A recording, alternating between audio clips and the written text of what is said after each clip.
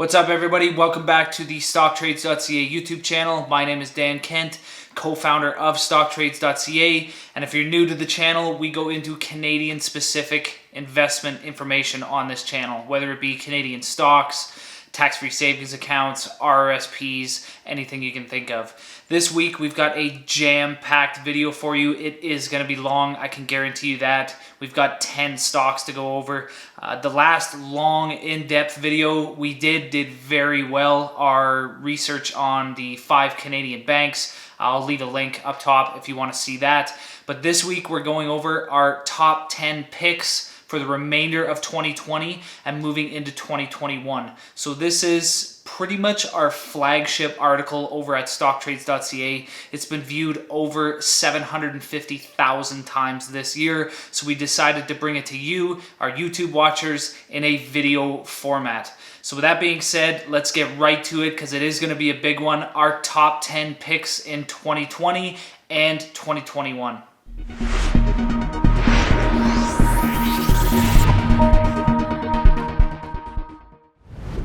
So I'm not going to badger you too much on subscribing and liking, considering I did in the last video, but you know what to do if you like the video, and you know what to do if you want to subscribe to the channel. This top 10 list does not contain any of the stocks we offer over at Stocktrades Premium. You can see why that would be pretty bad for our overall business. But do not get me wrong, these 10 stocks are some of the best in the country. And in fact, the large majority of them were identified by us over at Stocktrades Premium and have since been removed from our lists over there. So we decided to bring them to your attention absolutely free. If you want to get started with Stocktrades Premium, you can get started absolutely free. You get a ton of stuff for free, including free reports on companies like Shopify, Well Technologies, CloudMD, stuff like that. There is a ton of information that you get absolutely free. But with all that being said, let's get into our top 10 Canadian stocks moving forward in 2020 and 2021. And the first stock is Telus. So over the last 5 years, telecoms have really struggled. I mean, if we look at this chart, we can see that the only company to even come close to performing in line with the TSX index is Telus, and they're still lagging by about 6%. BCE and Rogers have underperformed by a wide margin. And most of this has to do with the fact that interest rates were rising during this period, and high interest rates are very bad for telecom companies. They carry a large amount of debt. A company like Telus has over $20 billion in debt, so they rely heavily on debt to expand infrastructure and things like that. And as such, when interest rates are high, they're paying a lot of interest on that debt. But now we're moving into a low interest rate environment, which is going to help telecoms a lot. And also, I feel that Telus is one of the best 5G plays here in Canada. Now, that really isn't saying much because we really lack a lot of solid 5G plays here in Canada, but Telus being a pure play telecom company, I really think that they are the best. And another reason that I think they are the top telecom moving forward is the fact that they don't carry a media division, which is typically lower ROI, more capital intensive business model. Instead, Telus is expanding into things like security. They acquired ADT Security, and they're actually one of the best telehealth companies moving forward. So in terms of dividend, the company yields near 5% and has a 16-year dividend growth streak. This is the best in the telecom sector, and it actually has one of the best 5-year dividend growth rates out of the big three at 8.18%. You'll see telecom companies like Cogeco Communications have higher growth rates, but they're much smaller businesses and they don't have the market share and the countrywide presence that Telus does. Analysts predict double-digit revenue growth for Telus moving forward in 2021, and this is significantly higher than both BCE and Rogers, who actually are expected to shrink revenue carrying forward in 2021. Overall though, if you're looking for a telecom play, out of the big three, I would say Telus is definitely best in class. So the next stock on this list is Parkland Fuels. They trade under the ticker PKI. And actually, full disclosure before we move forward, I am long Telus and I am long Parkland Fuels. I'll let you guys know whenever I own a stock on this list. Parkland Fuels actually was a recommendation to premium members by us back in early 2019. We removed the stock, I believe, at the start of the year, and then the pandemic kind of took its toll and really hurt this company in terms of share price. But if you're looking for an oil and gas play that's not essentially directly involved in oil and gas, Parkland is an excellent option. The company is one of Canada's largest and one of North America's fastest independent marketers of fuel and petroleum products. They serve motorists, businesses, consumers, wholesalers across Canada and the United States. And the company's growth is primarily driven through acquisitions. Lately, it purchased Chevron Canada's downstream fuel business, making them essentially the sole distributor for Chevron branded fuels. They have a ton of brands, which allows it to distribute its products to a wide range of markets across North America. So why do I like Parkland as a shareholder myself? Well, I am primarily a growth investor.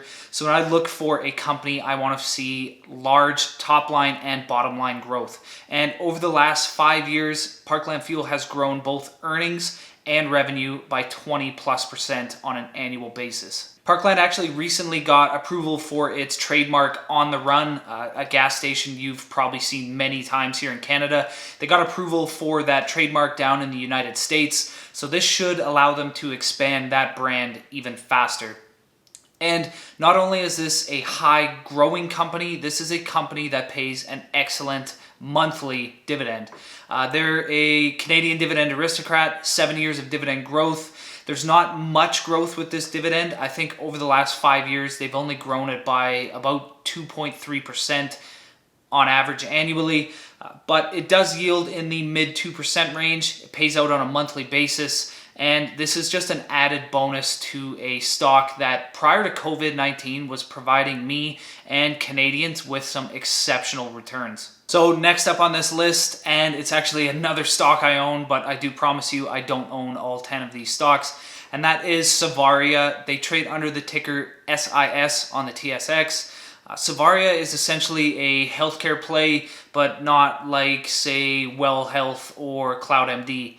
They essentially provide mobility products in the form of, say, wheelchair ramps for your home, wheelchair customizations for vehicles to make life easier for people with limited mobility. And the reason we have this stock on here is because it is a play on an aging population here in Canada. So the government of Canada estimates that by 2030, those aged 65 years or older will represent 23% of the population. And that is nearly 50% higher than today's numbers. So obviously, if you didn't see the opportunity before, you probably see it now. The older you get, the more likely you are going to need a company like Savaria to provide you with mobility services. This was actually another premium recommendation by us. We highlighted the stock back in December of 2018, and it's provided pretty nice returns for premium members, especially considering that it pays a nice monthly dividend as well. The stock is up 2.8% year to date. It's outpacing the TSX.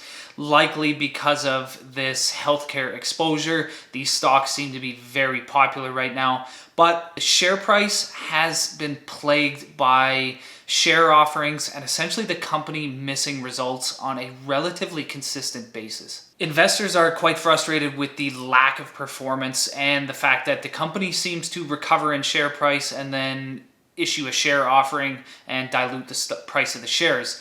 It is frustrating, especially for me as a current shareholder, but I just kind of tucked this stock away in the back of my portfolio, and I know that one day it is very likely to pay off. I mean, even with their current struggles over the last 5 years, Savaria has share price returns in excess of 200%. The dividend is around 3.3%, I think, on a monthly basis. The payout ratio is high. I think it's about 80% in terms of trailing 12-month earnings. And this might actually go up depending on how the company moves forward with quarterly reports. But in terms of free cash flows, the dividend is well covered, so you have nothing to worry about there. And the company is a dividend aristocrat, and they've actually raised their dividend by a 27% rate over the last 5 years. Essentially, this means that the company is set to double its dividend every 4 years. I wouldn't expect this to continue moving forward in the pandemic, but once things get settled, I would expect that Savaria would be able to return to this type of dividend growth. So next up, and this is actually the first stock on this list that I don't own, but I did own, and that is Shopify. I ended up selling the stock back in the midst of the pandemic. Stock price had gone from the $700 range to the mid $400 range, and then it bounced back up to $600. So I thought I'd get tricky, sell at $600, and buy it back when it goes back to $480. It never did, and now it's sitting at like the mid $1,300, $1,400 range. This is also a stock that we highlighted to premium members back in 2018, December of 2018. It's provided by far the highest returns to premium members. I think it's close to around 700% returns right now. In my opinion, Shopify will go down as the most successful stock in Canadian history. There is no question about it. The ability for this company to still provide, 50% revenue growth on a year-to-year basis. I think its most recent quarter, it actually posted 96% year-over-year revenue growth. It's absolutely astounding. So over the last half decade, Shopify has grown revenue by 65% on an annual basis. And this type of revenue growth from a company of this size is almost unheard of. This is the largest publicly traded company in Canada. And COVID-19 has done nothing but accelerate growth, as brick and mortar stores that were forced to shut down had to go to a platform like Shopify. And one of our main concerns with the company is that once COVID-19 subsided, not that it's subsided, but once the restrictions subsided and people could open their stores back up, that they wouldn't stick with Shopify's platform. But in the most recent quarterly report, they pretty much put all this to bed. It is seeing a crazy amount of growth in monthly recurring revenue, and it's clear that those that were forced to close their stores and head to Shopify are seeing this as kind of a dual combination as they open up their brick and mortar stores. They're saying, hey, we can make money not only in store, but through Shopify's platform as well. And that's why its gross merchant volume doubled last quarter to, I think, over $31 billion. Overall, tech, even a few years ago, it was reserved for high-risk investors. Now, tech is becoming more of a defensive option, especially as we move forward today. There's going to be a lot more tech companies hitting the scene, and there's going to be a lot more tech companies that continue to steal market share from major brick and mortar companies. And Shopify continues to do that. And not only that, it's partnered with major brick and mortar retailers like Walmart and even recently TikTok. So next stock, and I do not own this stock, but I really, really wish I had bought this stock. I kind of hesitated and actually never ended up taking a position, and that is Goeasy Ltd. They trade under the ticker GSY on the TSX. Now, what is Goeasy? It is a alternative lending platform here in Canada. They issue personal loans. They issue loans on just about anything you can think of with their Easy Home and Easy Financial departments. I mean, you can lease furniture through a company like Goeasy. And a lot of Canadian investors choose not to invest in companies like this because they view their business model as predatory, which is perfectly fine. I mean, you need to have morals when investing, and if you don't like a company like this, then don't invest. But there is absolutely no question that this stock has provided those who do invest some insane level returns. Since 2001, the stock is one of the best performing stocks on the TSX. It's returned over 7,700% to shareholders. So essentially, $10K invested in the company back in 2001 would be worth over $770,000 today. Since inception, they've issued over $4.5 billion in loans. And one thing about Goeasy is 60% of their applicants end up having an improved credit score with Goeasy by the time their loan is paid off. So since 2001, again, the company has a 13.1% compound annual growth rate on revenue and a 30.1% compound annual growth rate on earnings, which, to put this up for 19 years running, is pretty crazy. But it's being amplified over the last 3 or 4 years, primarily because there's been more restrictions placed on major financial institutions when it comes to lending. So people who get shut down from banks are going to alternative lenders like Goeasy. So other than some crazy level stock growth, Goeasy is also one of the best dividend growth stocks in the country. So the company just hit dividend aristocrat status, Canadian aristocrat status at 5 years, and it's been growing its dividend by an average of 30% over the last 5 years. So essentially this means that Goeasy Ltd is almost doubling its dividend every 3 years. I would more than likely expect this to slow down moving forward, but the thing is, Goeasy actually isn't in the same group as the major financial institution that the OFSI has told not to raise dividends. So Goeasy Ltd is more than likely not even going to be restricted. And the company came out and stated in their last quarterly report, which was I think a few days ago, that they actually have enough capital on hand to fund growth.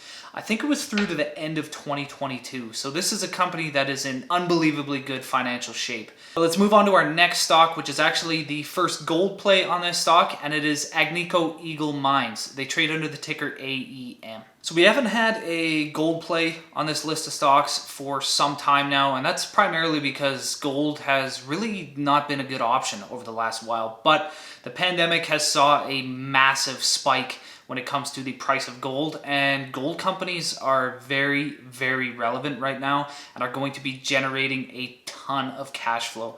And actually we're seeing it with all the gold companies reporting earnings right now. Dividends are shooting up at an insane pace. Companies are beating expectations, and stock prices are going up this week. Especially through the last 3 or 4 weeks, I think gold has really suffered. So is there opportunities to make more money in smaller, more speculative gold plays? Absolutely. I mean, actually, we recommended a couple over at Premium last year, Semifo and Leagold Mining. Both of them got purchased by larger companies, Semifo by Endeavour Mining, and I actually can't remember off the top of my head which company purchased Leagold. But it's very important to understand that most of the easy money with these speculative plays has already been made. So if you're looking for a long-term gold play, just stick with a major producer, and Agnico is the second largest producer in the country next to Barrick. So the company primarily operates in Canada, Finland, Mexico, and owns 50% of the Canadian Malartic mine. So in 2018, they produced 1.8 million ounces of gold, which at the current price levels equals over 3.7 billion US dollars.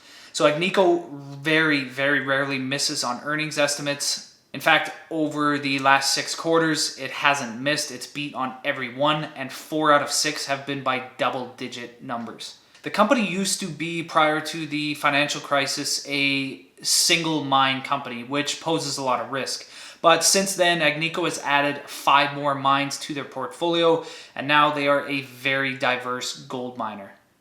So over the last 4 years, it's grown its dividend by around 11.4%, but if we look to its most recent quarterly filing, which was actually only a few days ago, the company hiked its dividend by 40%, which shows you that cash flows are going to be higher and the company is going to be able to grow its dividend at a more rapid pace. Overall, Agnico is a safer gold play. It has operations in safe jurisdictions, and it's more than likely going to be able to grow its dividend and share price at a pretty rapid pace moving forward. So next stock on this list, and it's actually one we highlighted, I think it was back in July at, I think the mid $2 to $3 range, and that is Well Health. We mentioned them in a video with CloudMD. Combined, both of them have provided some insane level returns since then. So COVID-19 has definitely help these companies out. Well Health is and was a very strong company prior to COVID-19, but as you can imagine, with everybody staying home during the midst of the pandemic, telehealth companies were set to thrive. So WELL Health is the owner and operator of 20 primary health clinics here in Canada and is Canada's third largest electronic medical record supplier, providing services to over 2,000 clinics countrywide. But obviously the biggest draw to the company, especially in 2020, was its leading national digital health technology. So year to date, the company is up over 500%. I don't have to tell you that's outperforming the index by a wide margin. And in 2019, the company increased revenue by 200%.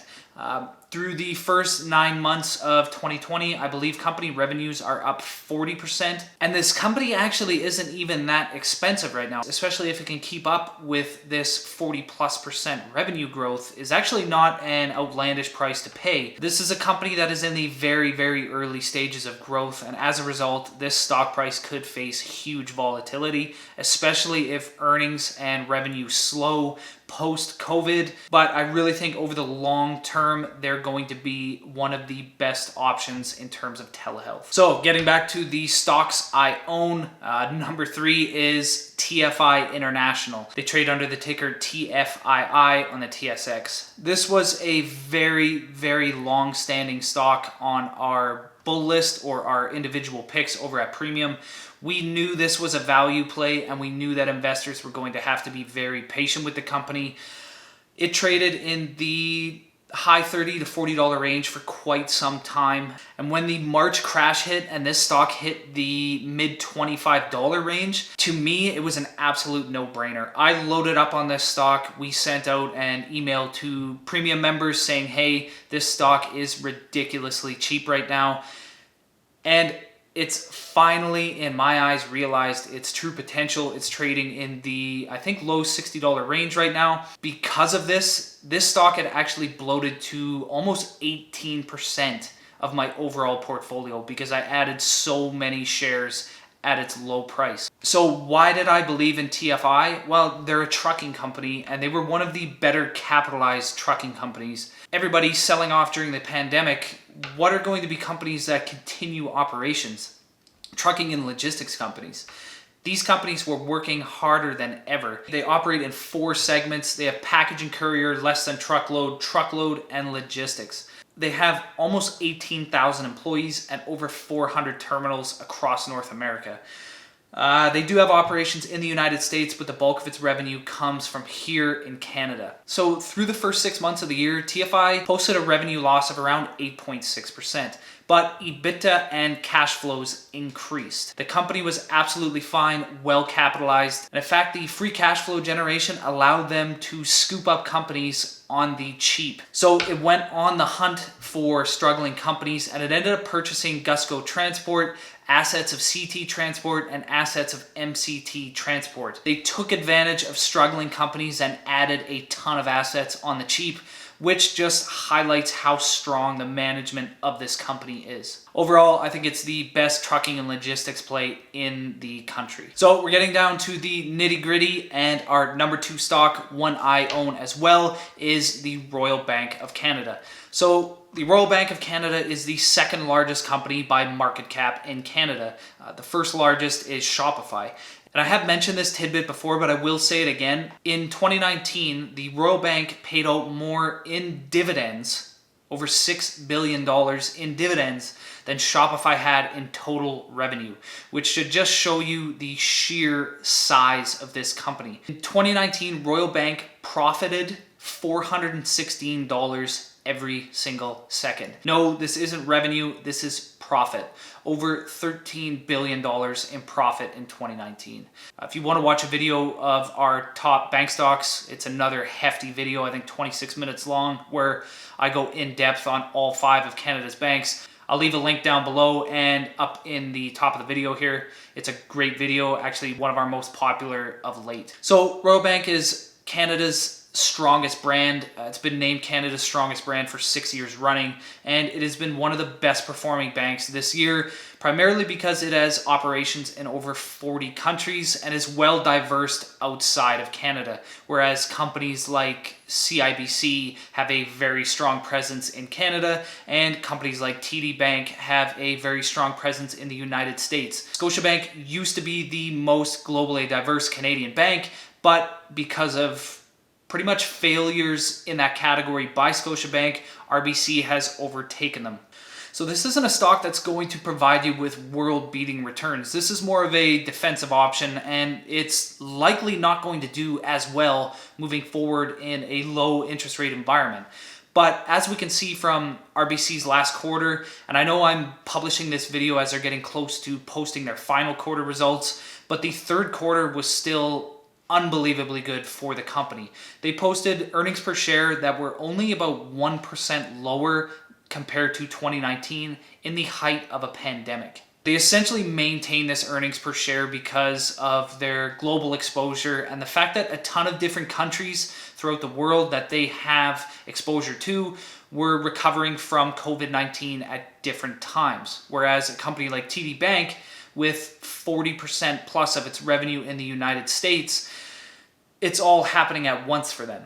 And if we look to the dividend, RBC is one of the best dividend payers in the country. This is one of the first stocks I ever bought when I started investing, 10 plus years ago. It's one that I actually rarely even look at. It sits in my portfolio, collects dividends, and it provides, prior to COVID-19, it was providing double-digit annualized returns. I don't expect this moving forward, but that doesn't mean I'm going to dump the stock. In fact, I still think it's one of the best stocks to hold in the country. So, drum roll.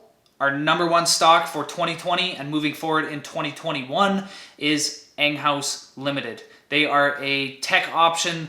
They are a dividend growth option, surprisingly. I'll get to that in a sec. But this company has saw a huge surge in popularity for its services. And although this isn't going to be a high-flying growth play like, say, Shopify or Kinaxis, Enghouse is still going to provide you with a pretty strong dividend growth and stock appreciation moving forward. So Enghouse Interactive is a software and services company that provides products to some of the most stable industries in the country, and that is finance, government, utilities, and telecom companies. The company is organized into two primary segments. They have their interactive management group and the asset management group. They're a global enterprise with operations stretching as far as the United Kingdom, Japan, Croatia, and a ton of other countries. So why do I like Enghouse so much? Well, they provide a pretty unique blend of capital growth via stock price and dividend growth. And in fact, they hold the longest dividend growth streak on the TSX in terms of technology companies. So to drive growth, Enghouse typically targets acquisitions and those that are making over $5 million in annual revenue. And most importantly, it targets companies that make this revenue via recurring revenue streams like monthly subscriptions.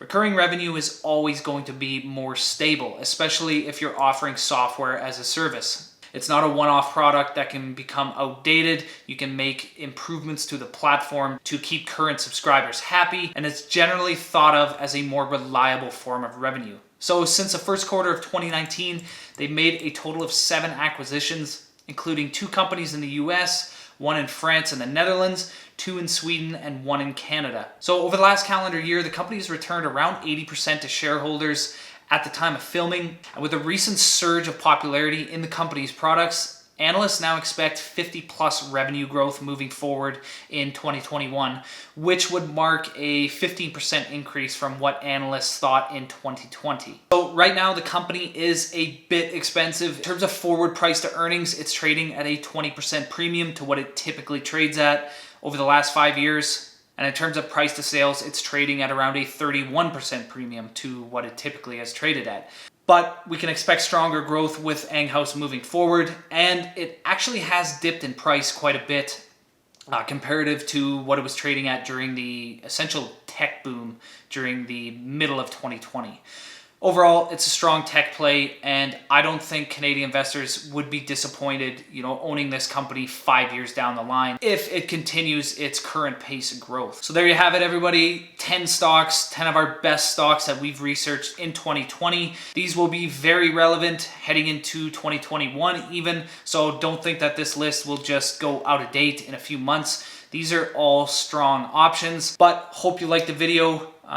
Really helps if you smash that like button, subscribe to the channel, and more importantly, comment down below. Let me know if you want to see more of these videos or if you want to see more individual stock research, 2-3 stocks a video. So we'll see you next video, and until then, happy investing.